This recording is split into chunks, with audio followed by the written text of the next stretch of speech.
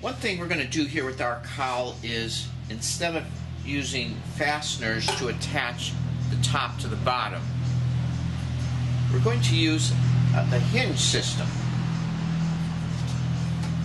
Basically, the hinge will be attached to the bottom, and the other half of the hinge will be attached to the top. And then removing the top from the bottom will be a matter of simply removing the pin.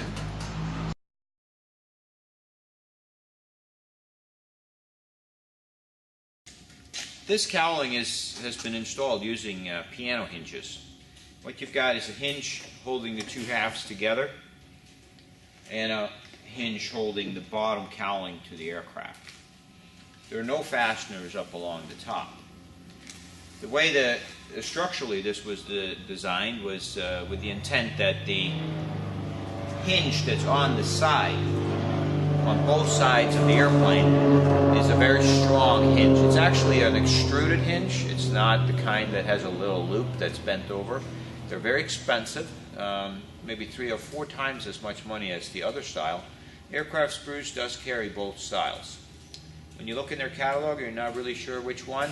The one that's 3 times as much money is the extruded one. So you definitely want to use that here. Get one that's about 1.5 inches wide. That's how they sell them. And maybe get like a 3-footer to be able to do this side and that side.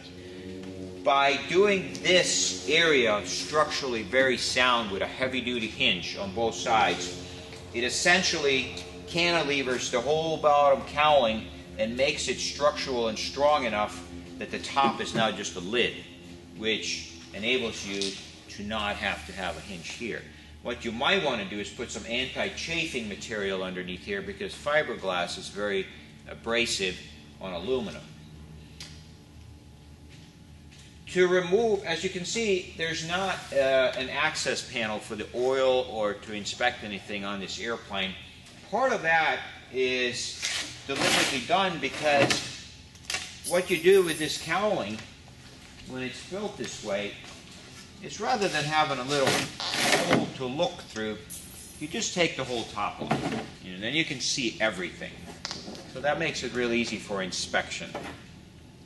We have a little bit of anti-chafing here. This was actually just a little bit of tape that was put on that can be replaced. Depending on how tight your fit is when you're fitting the cowling, you can determine how thick you want this at the end. The hinges that we have used are extruded all the way. There's a little bit more money, like I said, but you don't use that much of it. Now, as you see, we have this hinge sticking up a little bit. I think that's probably the easiest. Some people say having the hinge stick up a little bit more than the split line, so that when you look at it from the side, you don't actually see through because it's hidden here. Also, by having it up like that, I think it just kind of helps guide the cowling back in place when you reinstall it.